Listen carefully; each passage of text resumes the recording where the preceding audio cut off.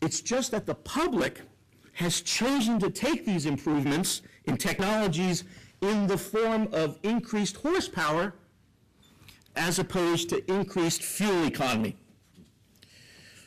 The government doesn't like this result.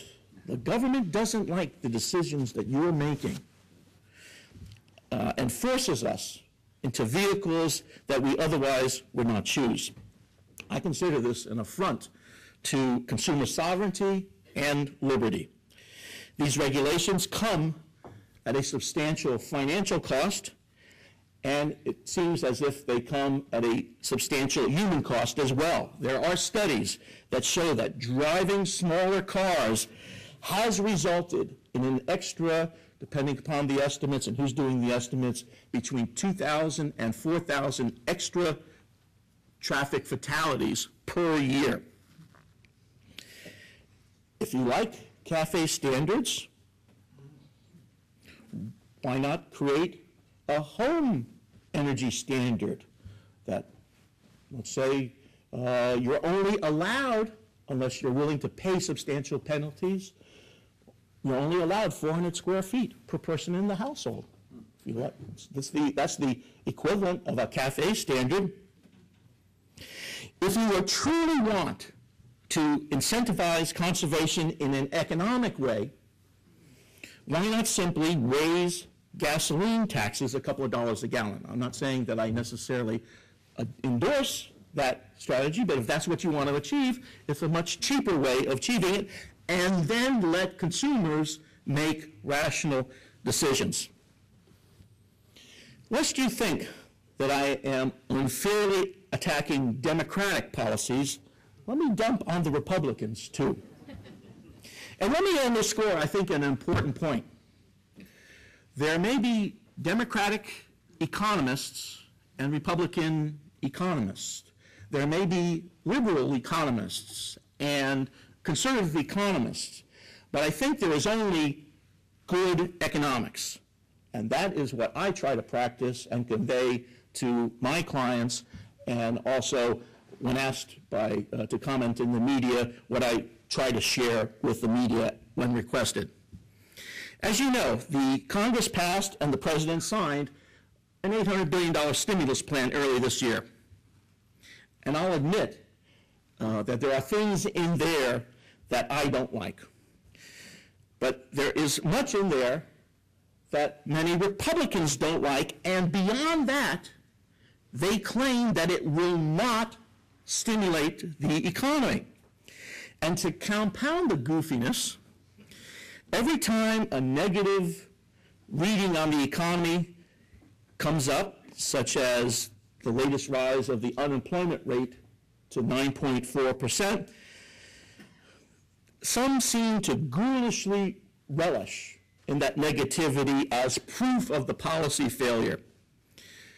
Well, this is a bizarre rewriting of long-standing macroeconomic theory. When you open up your economic textbook to the chapter on fiscal policy, the effects of changes of government spending and taxes are analyzed. On spending, there's no distinction made between spending on highways and spending on education or spending on tanks and so on.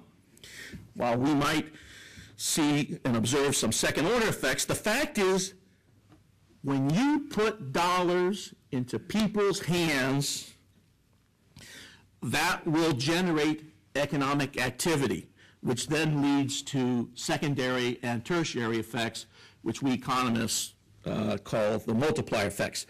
The fact that this all takes time, and because the economy is something of a supertanker, not seeing immediate results of these policy changes proves nothing. The second gaffe some Republicans and some commentators are making is by complaining about the economy's claim of jobs saved or created. They say that there is absolutely no way of knowing. Well, I'm sorry. This is not correct. Economists all the time build models that simplify but accurately represent the behavior of the economy or portions of the economy. Once you have a good model, then you can run experiments. What if the Fed raises interest rates? What if the government didn't cut taxes or increase spending? What you do is create a baseline first, then you apply the policy change, and then you look for the incremental results, how things changed. Now, this result, there are statistical errors associated with that, so these are estimates. They are not precise, but this is a standard practice. Again, economists do this all the time. And while I do not specifically endorse the administration's estimates, I do know that there are good public and private models out there that can produce these sorts of estimates. The last issue I want to formally address here is the deficit and the debt situation. It is estimated that the federal deficit this year will reach $1.8 trillion. This amounts to about 13% of GDP.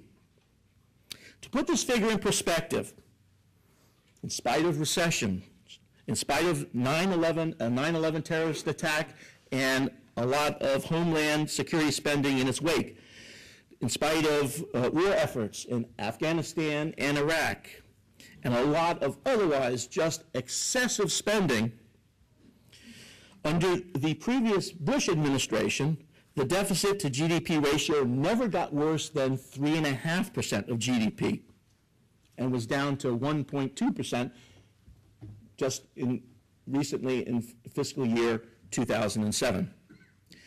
This $1.8 trillion deficit is the result of a base of profligate spending, a severe recession, and a very aggressive stimulus plan. But my point here is not to assign blame and carp about the deficit so much as to worry about how the deficit will be funded. It is a rule. Government spending, not covered by receipts, must be financed in the capital markets. The Treasury sells Treasury bills and notes and bonds to cover the shortfall. If you go to the Federal Reserve's flow of fund accounts, table F209, you will see that that funding comes from only 6 areas.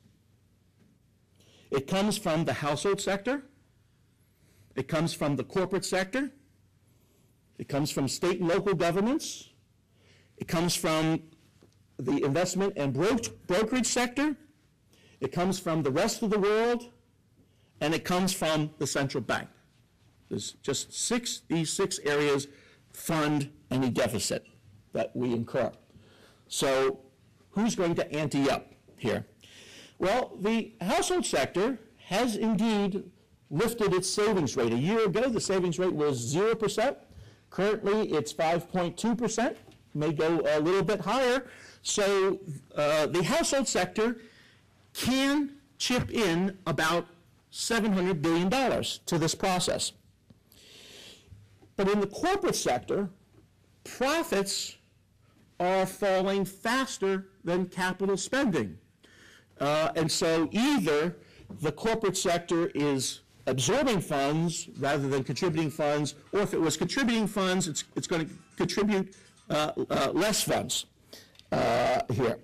And the same thing is true with the state and local governments. As you all know, that state and local governments are incurring their own deficits which need funding.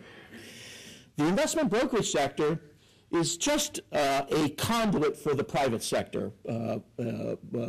Private individuals, by and large, don't buy government bonds. What individuals do is buy mutual funds, and then the mutual funds go out and buy the government debt, the government bonds. So you don't get anything independently generated from the investment brokerage sector.